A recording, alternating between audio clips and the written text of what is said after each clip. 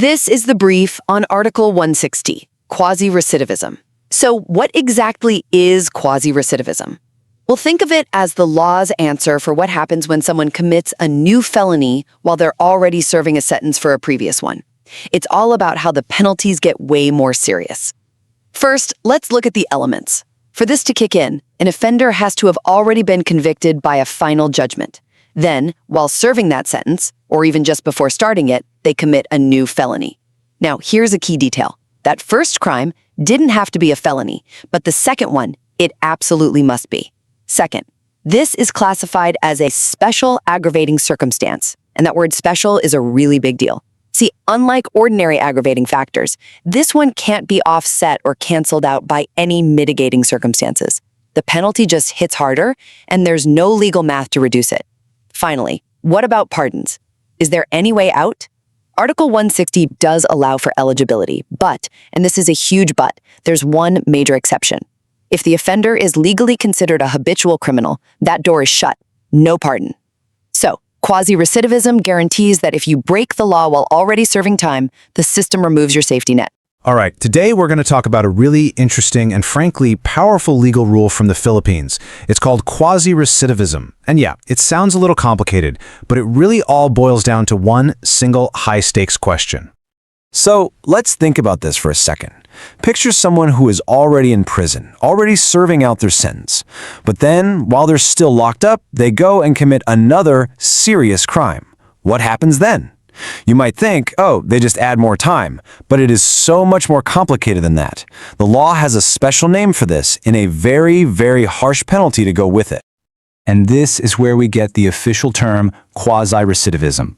The revised penal code defines it pretty clearly. It's when someone commits a new felony either while they're serving a sentence or, get this, even before they've started serving it.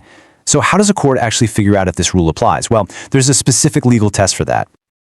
To figure this out, the law uses a simple but incredibly strict two-part test. You can think of it like a legal formula, right? And both parts of the formula have to be true for these really serious consequences to kick in. So here are the two key elements, the two pieces of the puzzle. First, the person has to have a final conviction for a crime. That means all the appeals are done, the decision is locked in. And second, they have to commit a new felony either before they start that sentence or while they're serving it. The timing here is absolutely crucial. Let's dig a little deeper into what these offenses actually mean. Okay, so let's talk about that first crime. Now, here's something that might surprise you. The law is actually pretty flexible on this one. That initial offense, it doesn't actually have to be a big, serious felony. It can be any crime at all, as long as it resulted in a final conviction and a sentence. So it's not about the type of crime, it's all about that conviction. But when it comes to that second offense, the rules get incredibly strict. This new crime absolutely must be a felony. No exceptions.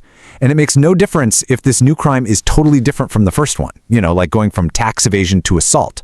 All that the law cares about is that this new act, committed while under sentence, is a felony. So why are we spending all this time on a two-part test? Why does it matter so much? Because if you meet both of those conditions, the punishment isn't just added on, it gets transformed.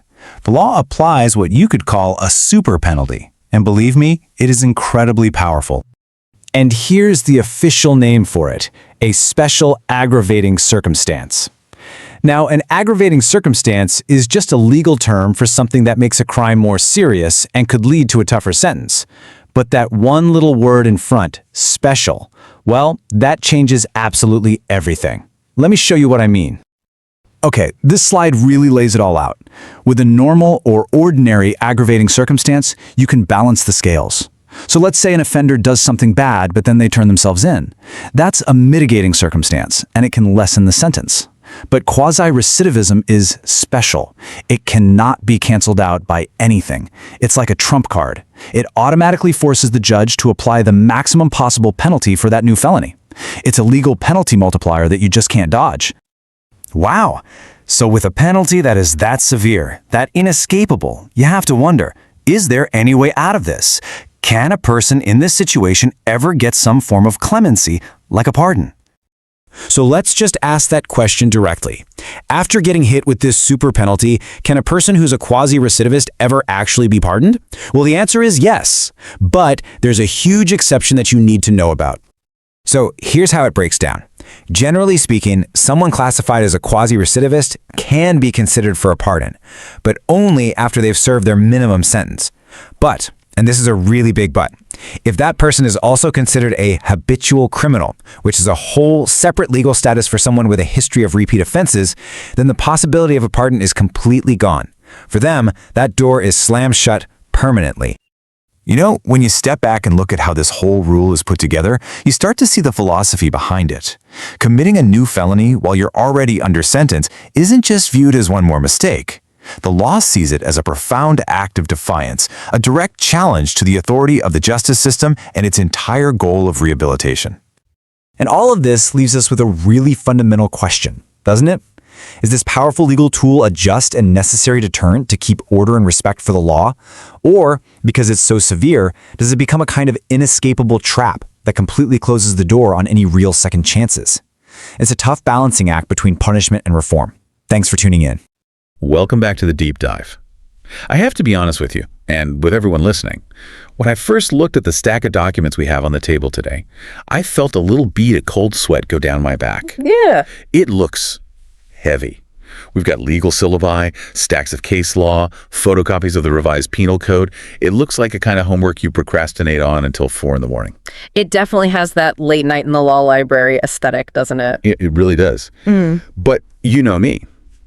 I started digging. I started peeling back the layers of this specific slice of criminal law, Chapter 7, Article 160, to be precise. And I realized something pretty quickly. This isn't just dry legalese. This isn't just about memorizing section numbers. No. It's actually a really intense, almost psychological look at how society deals with people who just won't stop.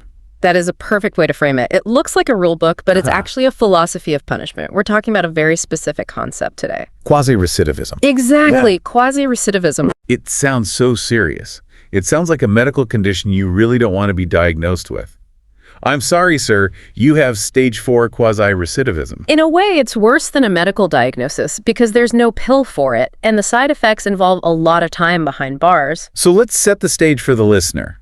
Because when we hear recidivism or repeat offender, I think we all have a specific movie script in our heads. Oh, yeah, for sure. You know the one, the guy robs a bank, goes to jail for 5 years, does his time, gets out, tries to get a job, can't fit back into society. Right. And then a couple years later, he's back at it. And 2 years later, he robs another bank.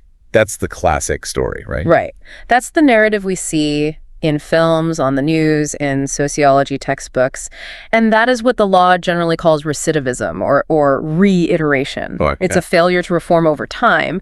But that is not what we are talking about today. No, today is different. We're looking at a much tighter, much more volatile timeline. Much. We're asking, what happens when someone is already being punished?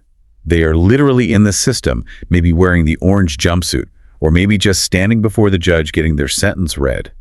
And they decide right then and there to commit another crime. Exactly. It's the double down. Yeah. You are already in the hole, the state has its thumb on you, and you decide to just keep digging. And the burning question we're going to answer today, the mission of this deep dive, is simple but crucial. Is that second crime just treated as more the same? Right. Does the judge just sigh and say, okay, throw it on the pile, add another year? Or does the legal system look at that specific act and see something fundamentally darker? Spoiler alert, the system sees something much, much darker. I thought so. The law takes this personally. When you're a quasi-recidivist, you aren't just breaking a law, you are insulting the very penalty you're serving. I love that. Insulting the penalty. Okay, let's unpack this. We are working off a legal syllabus regarding the revised penal code, specifically Article 160. The official title is a mouthful. It is. Commission of another crime during service of penalty imposed for another previous offense. It just rolls right off the tongue, doesn't it? Super catchy. But we're going to rely on more than just the code. We have a list of Supreme Court rulings heavy hitters.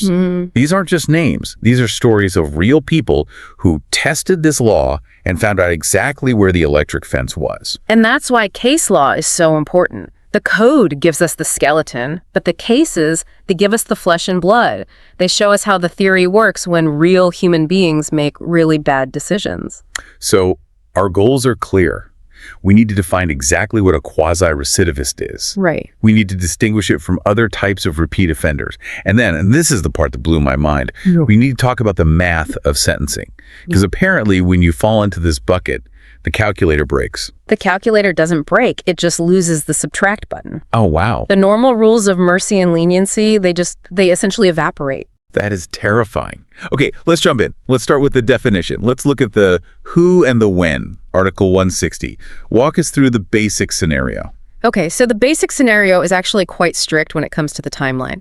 Article 160 applies to a person who commits a felony either before beginning to serve their sentence. Before, so like in the courtroom? Could be, or in the transport van. Or it applies while they are currently serving a sentence for a previous conviction. Okay, stop there. Currently serving. That's the key. This isn't the guy who has been free for 3 years. Correct. That is the absolute crucial distinction. The offender is still on the hook. They might be physically inside a prison. They might be in a local jail. Right. Or they might have just heard the gavel bang on their first conviction and they haven't even been transported yet. The point is, the state has custody of them, either physically or legally. So you're in the system's grip. You're in the grip. Now let's look at the ingredients of this recipe. The syllabus lists element A as the offender was already convicted by final judgment of one offense. Right. And final judgment is key there. Right. It has to be a done deal. You can't be a quasi-recidivist if you are just a suspect in the first crime or if you're still appealing it. Got it. The state has to have already said, you are guilty and this is your punishment. But here's a nugget in the source material that really surprised me. I had to read it twice. Yeah.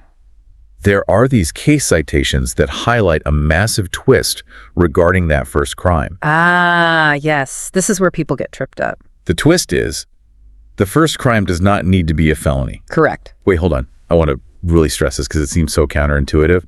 Let's say I'm a guy who, I don't know, violated a city ordinance. Okay. Maybe I was caught littering or selling cigarettes where I shouldn't, or some minor infraction of a special law. It's not a felony in the grand scheme of the penal code. It's small potatoes. Right. Let's say you're serving a 30-day sentence for that, a minor ordinance violation, low stakes. And while I'm in that cell for 30 days, I get into a fight and I stab someone. Now, stabbing someone is a felony. Suddenly, I'm a quasi-recidivist. You are. You absolutely are. That feels harsh.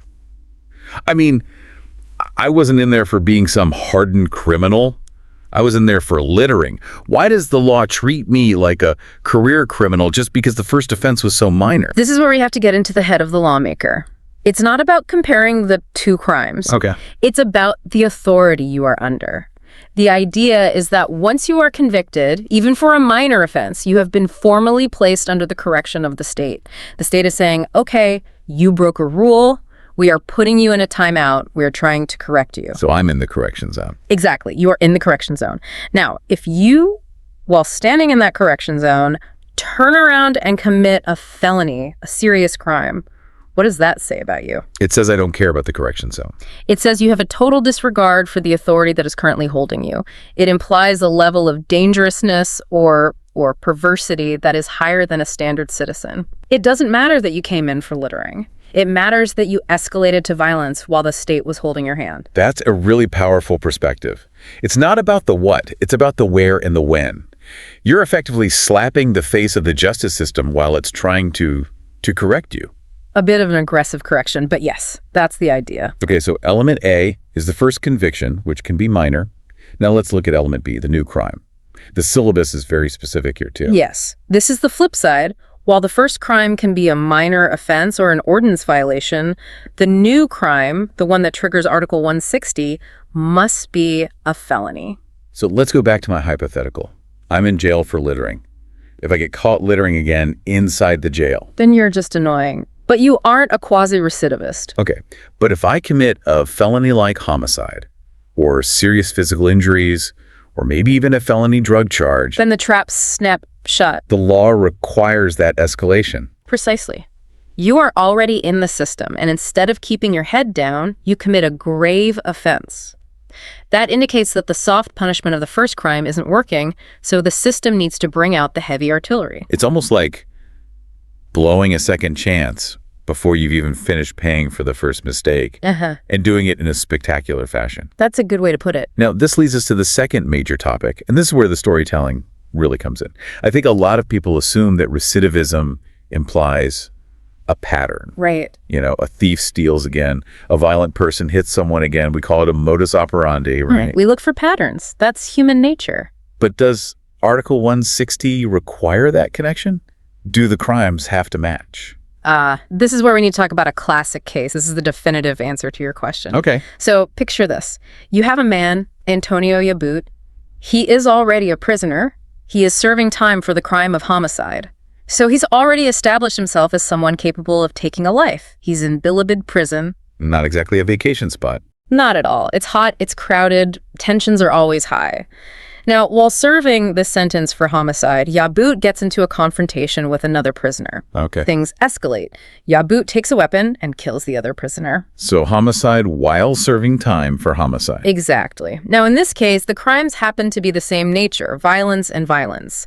But the legal argument that came out of this and related cases established a principle that applies even when they aren't the same. Really? Yeah.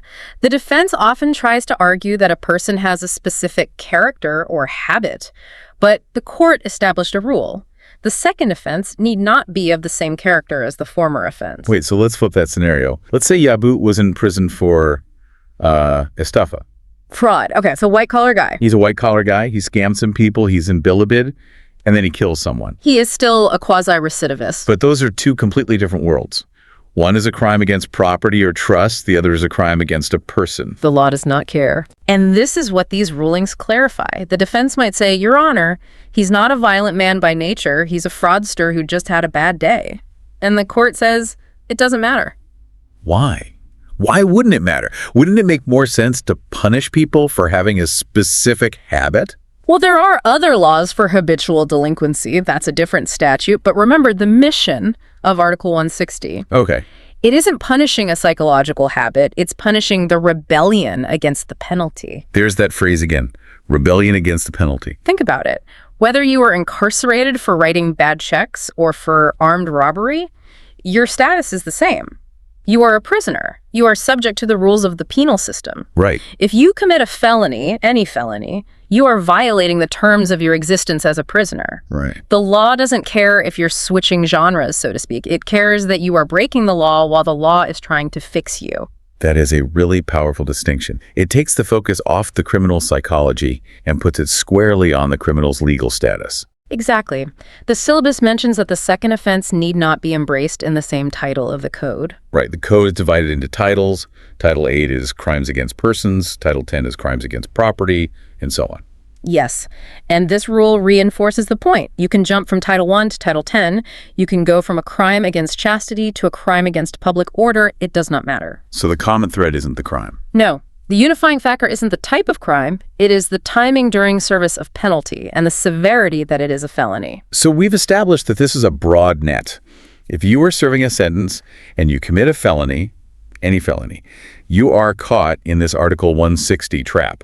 Trap is a strong word, but yes, it is a very sticky web. Now, I want to clarify something because I know we have some listeners who might be law students or maybe just people who love precise definitions. There's another term that often gets thrown around, reiteration. Ah, yes. Reiteration. It sounds fancy, doesn't it? It sounds like a French perfume. Reiteration by Chanel. But I know it's not. How is quasi-recidivism different from reiteration? This is a crucial distinction. Reiteration is what we typically think of as generic recidivism, or simply being a repeat offender. Give us an analogy. How should we picture the reiteration guy versus the quasi-recidivist guy? Okay, think of a high school. Okay. Reiteration is the student who gets suspended for fighting in the fall semester. He serves his suspension, comes back to school in the spring, and then gets caught smoking in the bathroom. He's a repeat offender. He's a repeat offender. He has a history. The principal looks at his file and says, "Oh, you again." Okay, that's reiteration. He did his time, came back, messed up again. Right. Now, quasi-recidivism. That is the student who gets sent to the principal's office for fighting. Yeah. And while he is sitting in the waiting chair in the principal's office waiting for his punishment, he punches the secretary. Oh, wow. Yeah. That's different. It is fundamentally different. The reiteration student shows a failure to learn over time.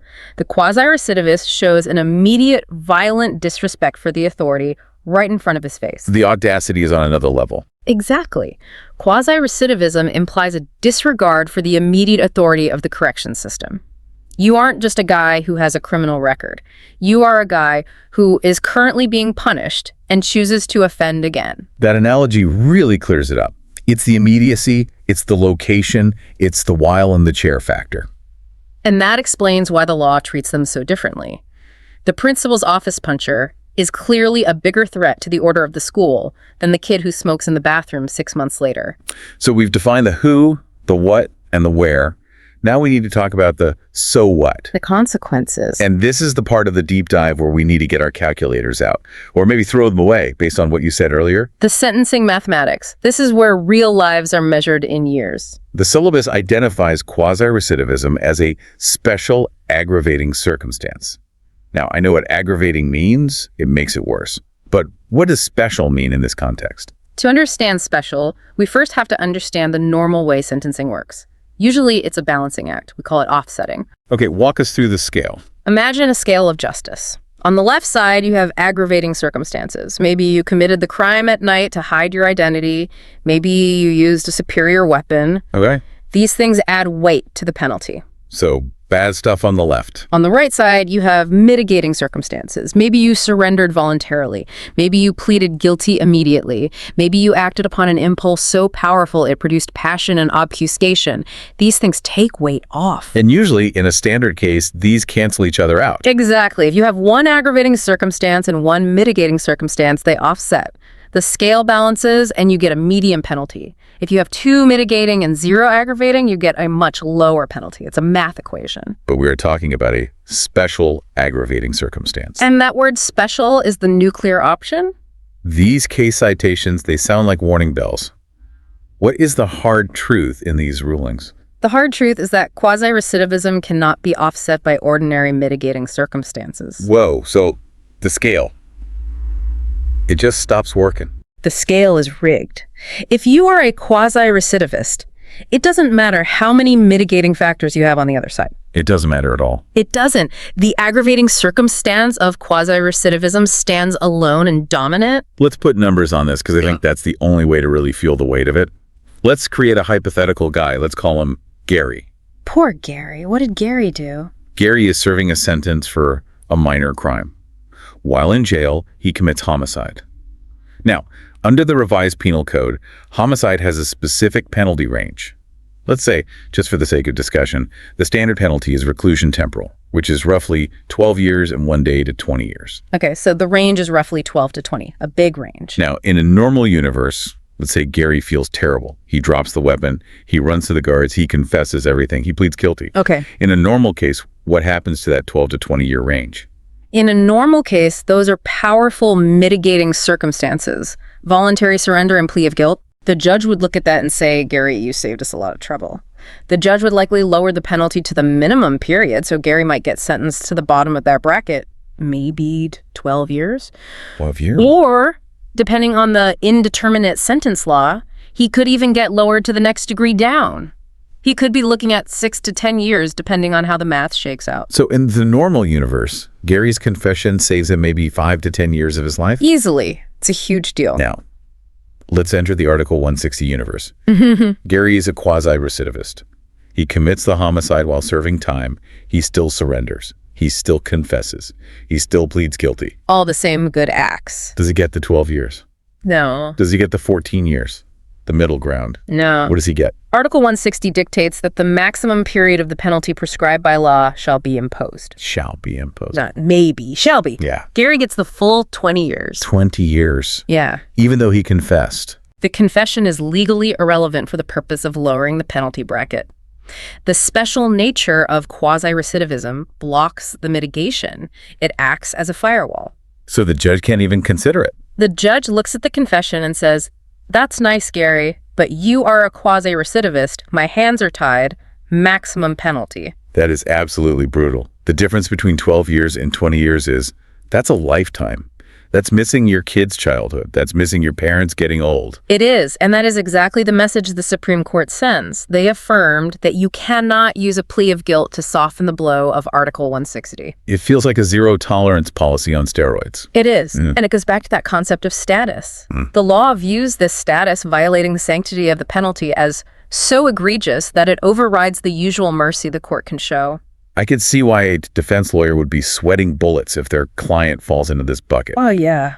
There's almost nothing they can do to negotiate the time down. Very little. You can try to argue you aren't a quasi-recidivist. Maybe challenge the validity of the first conviction, but if that label sticks, the sentencing math is set in stone. This brings up a question about hope. Is there any way out? Or is it just a hammer dropping every time? We need to talk about pardons and exceptions. Right. This is the final piece of the puzzle. Right. The law is strict, but it isn't completely without mechanisms for review down the line. The syllabus points to the second paragraph of Article 160. It discusses when a quasi-recidivist might be entitled to a pardon. Yes. And this is interesting because it acknowledges the human element. The code realizes that if we just lock people up for maximum terms forever, we create a hopeless class of people inside the prisons. Right, and a hopeless prisoner is a dangerous prisoner. Exactly. If I have zero chance of getting out, why should I behave? So Article 160 does allow for the possibility of pardon, typically once the offender reaches a certain age, usually 70 if they have shown exemplary conduct. To a glimmer of hope. It's a glimmer of light at the end of a very, very long tunnel. But, because this is the deep dive, and we love a good but, there is a massive exception here. There's always a but in law. The syllabus highlights a major exception, the habitual criminal or habitual delinquent. Yes, this is where we see the tiers of offenders. Let's build the hierarchy. I want to visualize this pyramid of bad to worse. Okay. At the base, you have the first-time offender. The system tries to rehabilitate you. You get mitigating circumstances. You get probation, maybe? It's tier 1. Tier 2 is the quasi-recidivist. This is what we've been discussing. You messed up while in the system gets angry, no offsetting, maximum penalties. But there's a faint hope of pardon eventually. Right, maybe at age 70. Tier 2. Serious, but maybe redeemable. Then you have Tier 3, the habitual delinquent. How do you get into Tier 3? What's the definition? Habitual delinquency is defined elsewhere in the code, but essentially it involves committing specific crimes like robbery, theft, estafa, serious physical injuries, a third time or more within a period of 10 years from release or last conviction. It's a pattern. It's a career. So if you are a quasi-recidivist and you fit the definition of a habitual delinquent. Then the door is effectively welded shut regarding that specific pardon provision in Article 160. The source material explicitly states that the provision for pardon is accepted for habitual criminals. Wow. So the law essentially says, okay, we gave you a shot, we gave you a second shot, but now we're done. It writes you off. It assumes you are incorrigible. It really highlights how much the law values obedience. It's not just about don't commit crimes. It's when we punish you, you must submit to that punishment. Precisely. The punishment itself is a legal state of being. To violate it is an offense against the justice system itself. You know, when we started this, I thought we were just going to talk about adding years to a sentence. But this is really about the relationship between the citizen and the state's authority. It's about the social contract. It is. Every line of the penal code tells a story about what society values. And Article 160 tells us that society values the integrity of its sentences. It demands respect for the process of correction. And if you don't give that respect, the system will crush you with the maximum penalty. That is the message, loud and clear. So let's wrap this up with a summary of the key takeaways for our listeners. If you zoned out during the case citations because you were driving or doing ditches, here is the cheat sheet. Let's do it. Number 1, quasi-recidivism is specifically about committing a new felony while serving a sentence or facing a penalty for a previous offense. Remember the principal's office analogy. Correct. Timing is everything. It's about the immediacy of the violation. Number 2, the first crime doesn't have to be a felony. You could be in for a minor ordinance violation. But the new crime must be a felony to trigger this. Yes. It requires an escalation to a felony level for the second act. Number 3, they don't have to be related crimes. You could be a fraudster who kills or a killer who steals. The mix and match doesn't matter. The status matters. The character of the offense is irrelevant. The breach, the penalty is what counts. And number 4, probably the most important for the learner, who wants to understand the stakes. It is a special aggravating circumstance. Ordinary mitigation cannot cure it. The math stops working in your favor. You get the maximum penalty, period. The scale is locked. 12 years becomes 20 years. This has been a really enlightening look at a very specific corner of the law. I think my aha moment here is reflecting on the rigidity of it. We often hear about technicalities getting people out of trouble, but this is a technicality that gets you in deeper trouble. That's a great observation. It is a rigidity designed to maintain order strictly within the penal system itself. It sends a message. When you are under the state's custody, you are under a microscope. Your behavior is being watched, and violations carry a special weight that cannot be argued away with a simple, "I'm sorry," or "I surrendered." It's the law saying, we've got you now. Don't make us regret giving you a chance to serve this out. Or rather, don't prove to us that the penalty is meaningless to you. Right. So here is a final provocative thought for everyone listening. Yeah. We talked a lot about offsetting. In life, we're used to the idea that doing something good helps balance out the bad. Sure. You make a mistake, you apologize, you make amends, and things get a little better. We teach our kids this: say sorry, fix it. But in Article 160, that balance sheet is thrown out the window. Why do we think the law removes the ability to mitigate in these specific cases? Is it purely about deterrence, scaring people into behaving while in prison? Or is it about the status of the offender, that once you are a convict, you have lost the privilege of being weighed on a balanced scale? It definitely forces us to question the purpose of mitigation. Is mercy a right, or is it a privilege that can be forfeited by your status? And Article 160 seems to have a clear answer. It suggests it can be forfeited. A heavy thought to end on, but that's why we do these deep dives. We want to get to the bottom of the logic. Absolutely. It's always more complex than it seems. Thank you all for listening. We hope you learned something new about the machinery of justice today. Thanks for having me. See you on the next deep dive. Welcome to The Debate. Today, we are dissecting a mechanism within the revised penal code that operates with a terrifying degree of precision. It is a legal concept that takes a bad situation and mathematically ensures it becomes the worst possible scenario for the offender. We are talking about Article 160, specifically the concept known as Quasi Recidivism. It's a mechanism that, I would argue, operates less like a scalpel and more like a steamroller. We're looking at a situation where the law decides that a person's status, specifically their status as a convict, fundamentally alters their rights when they face judgment for a new crime.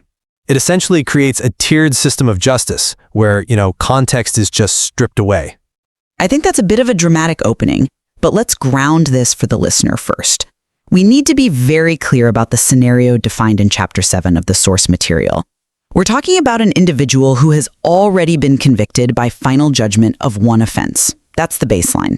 Then, this individual commits a new felony. And the timing is the critical component here. This second act happens either before they have begun to serve their sentence or while they are serving it.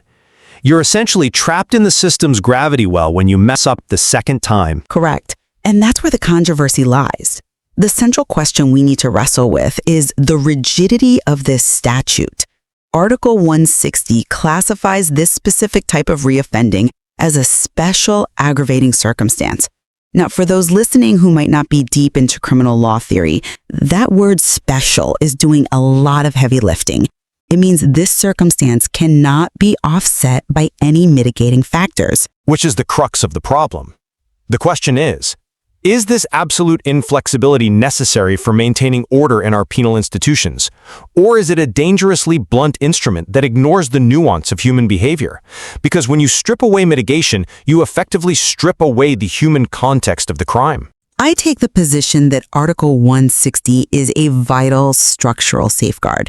When we look at the architecture of the penal system, the state must have a way to enforce discipline upon those already within its custody by treating the commission of a new crime during service as a special aggravating circumstance. The law correctly prioritizes the authority of the final judgment. It draws a line in the sand that can't not be crossed. If you're already in the penalty box, you don't get to commit fouls.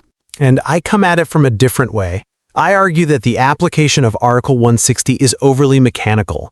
When you strip a judge of the ability to apply ordinary mitigating circumstances, effectively blindfolding the court to the context of the new crime, you create a disproportionate outcome. You're treating distinct legal situations with a broad brush that prioritizes procedural severity over individualized justice. You're effectively telling the judge, don't think, just calculate. I see why you think that, but let me give you a different perspective on the foundational elements. To understand why the law is this strict, we have to look at the prerequisites. The first element is that the offender was already convicted by final judgment of one offense. The second is that they committed a new felony before beginning to serve or while serving that sentence. Right. The conviction by final judgment is the trigger. Exactly. Now consider the jurisprudence in People versus Yabat. This case, cited in 58 Phil 499, establishes something fascinating. The second offense need not be of a different character from the former offense. Furthermore, the second offense need not even be embraced in the same title of the code. Break that down. What does that look like practically? It means the law isn't interested in the type of criminality specifically. You could be in for theft and commit homicide. You could be in for fraud and commit physical injuries. The law is focused on the act of reoffending while under the weight of a final judgment. It's a zero-tolerance policy for those who have already been processed by the justice system. The nature of the crime matters less than the context of where and when it was committed. That is a compelling argument regarding consistency, but have you considered the imbalance that creates? You mentioned the requirements. Let's look at the first one again. The source material, referencing People versus Peralta and People versus Alicia, explicitly states that for the first conviction, the first crime need not be a felony. That is accurate. Think about the implications of that for a moment. The first offense, the one that puts you in this quasi-recidivist category, could be a minor infraction. It could be a misdemeanor or a violation of a special law that isn't classified as a felony, provided there is a final judgment. But the second crime, the one that triggers the severe penalty, must be a felony. Yes, the second act must be a felony. That is a threshold for the severity. So imagine a scenario. You have a young man, let's call him Juan. Juan is convicted of a minor ordinance violation or a light offense, maybe something involving public disturbance or minor property damage. He's serving a short sentence. He has a final judgment. While inside, perhaps under the stress of the prison environment, he gets into a fight. He causes serious physical injuries. That is a felony. And under Article 160, Juan is now a quasi-recidivist. Exactly, because his first minor brush with the law triggered the status, he now faces the maximum period of the penalty prescribed by law for the physical injuries. And because it's special, he has no hope of mitigation. He gets hit with the hammer of the law because of a minor initial mistake. I'm not convinced by that line of reasoning because it minimizes the significance of a final judgment. Whether Juan's first crime was a felony or not, he's gone through the court system. He has been judged. A sentence has been pronounced. To then turn around and commit a felony, and remember the law is specific, the second act must be a felony, shows a level of defiance that separates him from a first-time offender. But is it defiance or is it a lack of proportionality? If the first crime need not be a felony, we are lumping Juan, the minor offender, in the same category as a hardened criminal serving time for homicide who kills again. If both commit a new felony inside, Article 160 treats them with the exact same harshness. That lack of symmetry between the first and second offenses creates a massive potential for inequity. It creates consistency, not inequity. The quasi and quasi-recidivism essentially implies that while it's not recidivism in the strict sense of repeating the same crime, it's a recidivism of intent, a repetition of criminal behavior, despite the state's intervention. The fact that the first crime need not be a felony actually strengthens the argument for strictness. How does it strengthen it? It seems to weaken the moral justification. It strengthens it because it signals that once the state has convicted you, your conduct is under a microscope. The threshold for tolerance drops to 0. It doesn't matter if you were in for jaywalking or murder. Once you're in the custody of the state, you are expected to abide by the rules. Breaking the law while serving time for breaking the law is a double affront to the sovereign. I'm sorry, but I just don't buy that double affront theory as a justification for removing judicial discretion. Let me tell you why. By ignoring the nature of the first offense, we're setting a trap. But honestly, my biggest concern isn't even the first offense. It is the special aggravating circumstance designation itself. This is where the law becomes truly unforgiving. You're referring to paragraph 4A of the source material. Exactly. We need to really unpack what special aggravating circumstance means in this context. It sounds technical, but the impact is painfully real.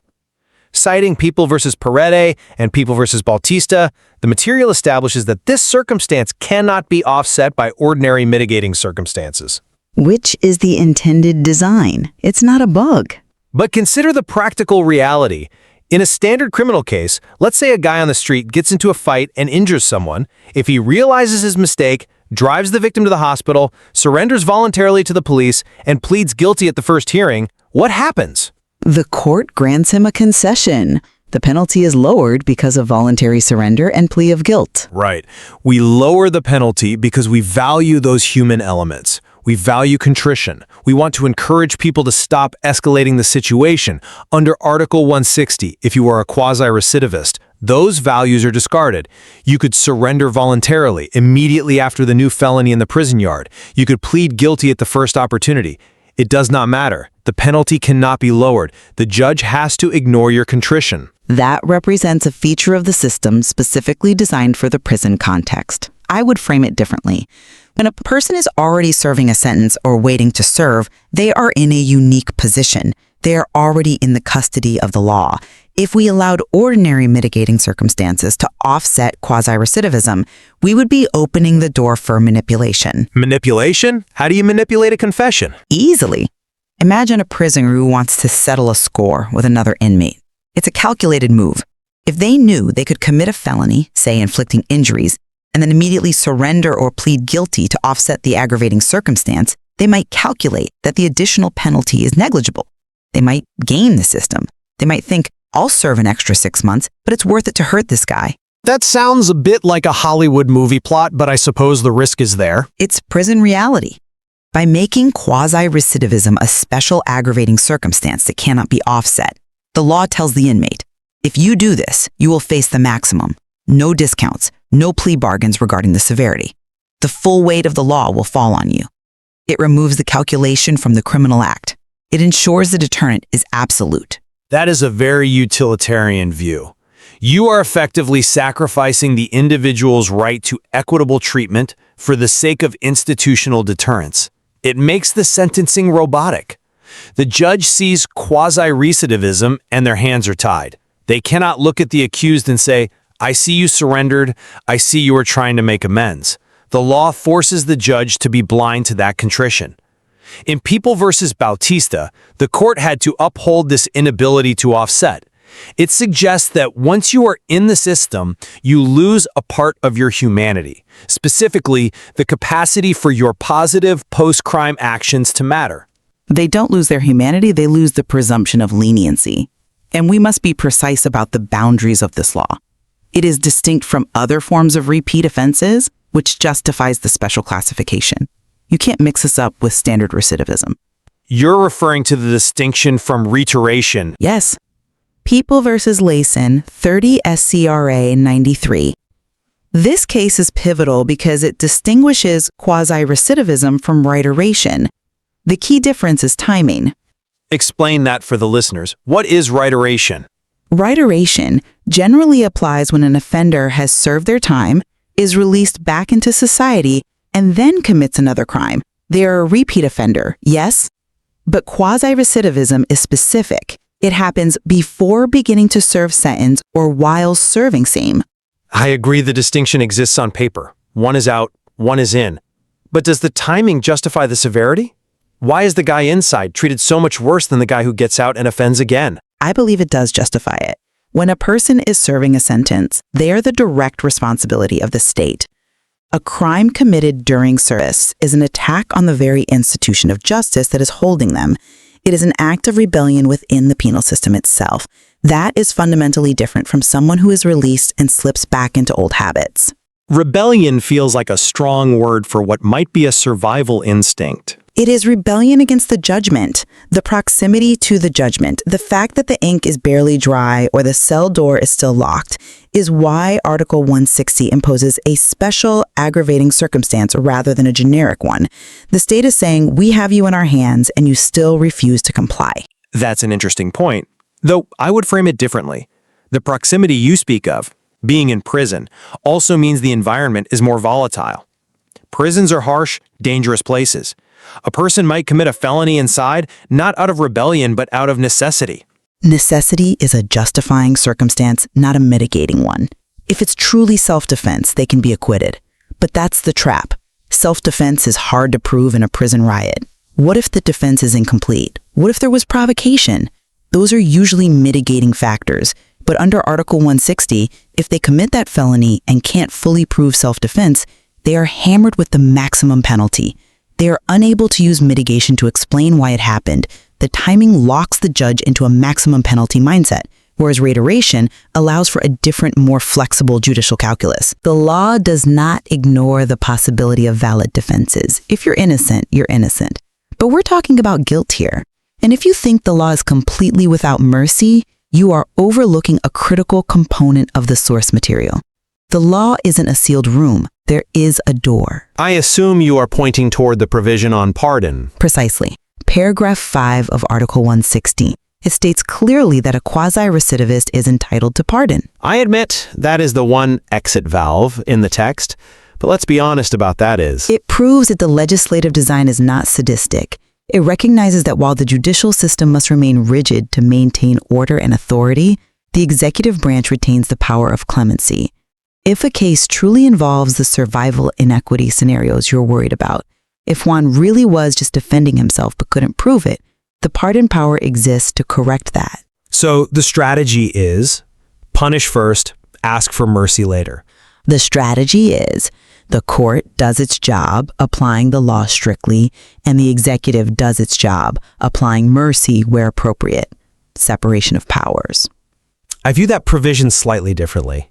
To me, the fact that the law explicitly mentions pardon for quasi-recidivists is an admission of its own harshness. It's the system saying, we know this rule forces judges to hand down excessive sentences, so we're going to explicitly remind you that the president can fix it later. It passes the buck. It relies on a political process, pardon, to fix a judicial rigidity. And let's not pretend that path is open to everyone. Getting a pardon requires resources, connections, time. It certainly isn't open to everyone, and rightly so. The source material includes a massive exception to the pardon rule that we haven't touched on yet. The habitual criminal? Yes. Article 160, second paragraph. If the quasi-recidivist is also a habitual criminal, the exception applies. In that specific intersection of statuses, the pardon is restricted. So if you are a repeat offender. Exactly. This demonstrates that the law does have layers. It's distinguishing between someone who slips up while serving time, our friend Juan from your example, and someone who has made a career out of criminality.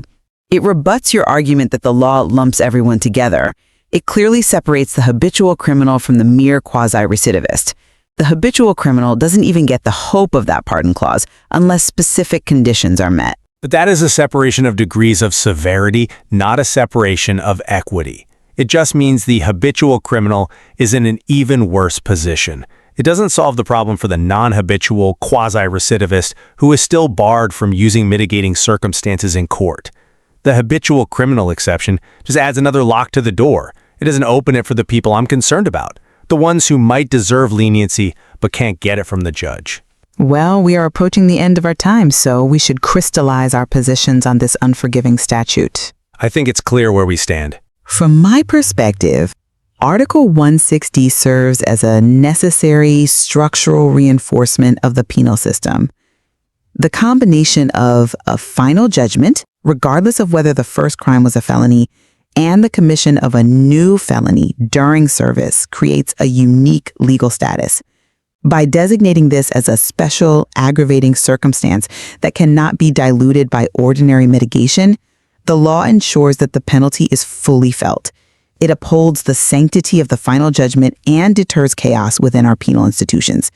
It is strict, yes, but it's a strictness born of necessity. And I maintain that Article 160 is a blunt instrument that sacrifices equity for the sake of procedure. By disregarding the nature of the first offense and, more critically, by disallowing the offset of mitigating circumstances as established in People v.s. Bustia, the law prioritizes a robotic adherence to rules over the intelligent assessment of individual conduct. It strips the judiciary of its discretion and relies too heavily on the uncertain hope of executive pardon. It is a mechanism that punishes the status of the offender more than the reality of the offense. It's a tension between the absolute rule of law and the desire for individualized justice. A tension that, in this case, seems to pull far too hard in one direction. Indeed, complexity often requires multiple perspectives to fully appreciate, and Article 160 certainly provides the complexity. Thank you for the rigorous exchange. Always a pleasure to challenge the framework. And to our listeners, thank you for joining us on the debate. We'll see you next time.